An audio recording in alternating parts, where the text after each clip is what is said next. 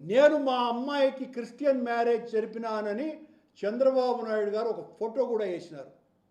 చంద్రబాబు గారు, నా కూతురు పెళ్ళిని నేను తిరుపతిలో అమ్మవారి గుడి తిరుచానూరు పరిధిలో 30,000 మంది అతిథులు రాగా అందులో ప్రధానమైనటువంటి వ్యక్తి మీ వియ్యంకుడైన లోకేష్ గారి మామైన బాలకృష్ణ గారు, నాకు ఆత్మీయుడిగా ఉన్నటువంటి వ్యక్తి.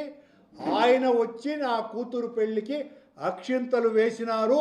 అలాగే మీ తమ్ముడు, నా స్నేహితుడు నారా రామ్మూర్తి నాయుడు కూడా ఆ పెళ్ళికి వచ్చినారు. ఆ పెళ్ళికి ఆనాడున్నటువంటి దాదాపు 13 మంది హైకోర్టు న్యాయమూర్తులు వచ్చినారు. నేను నా కూతురు పెళ్ళిని హిందూ సాంప్రదాయం ప్రకారమే చేసినానని ఆ దేవదేవుని సాక్షిగా ప్రమాణం చేస్తున్నా. నా వియ్యంకులు చేసినటువంటి పెళ్ళికి నేను నా కూతురు తండ్రిగా హాజరైనాను. ఇక్కడేం దాచుకొని నేను మీలాగా అబద్ధాలు చెప్పేటువంటి మనిషిని కాదు.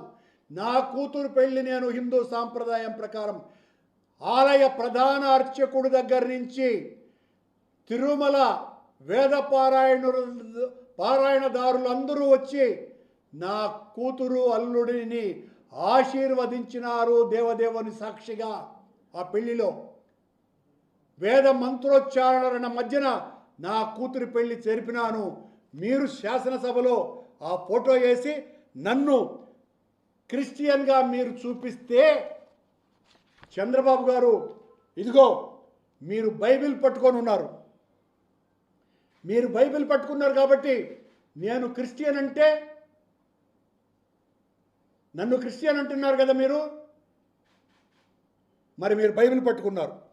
ఇదిగో 1 కాదు 2 కాదు, సాక్ష్యాలు కోకొల్లలుగా ఉన్నాయి. కోకొల్లలు. ఇంతే కూడా కాదు, మీరు అసలు హిందువే కాదు ముస్లిం అంటే ఎట్లా ఉంటుంది? చంద్రబాబు గారు ఈ ఫోటోలను చూసి, మరి పవన్ కళ్యాణ్ గారు 3వ భార్య ఓ క్రిస్టియన్ కదా, మరి పవన్ కళ్యాణ్ గారు సనాతన ధర్మ పరిరక్షకుడిని పెద్ద హిందువునని చెప్పుకుంటున్నారే, మరి ఆయన్ను క్రిస్టియన్ అనండి. మరి నన్ను ఎలా అంటారు క్రిస్టియన్ అని?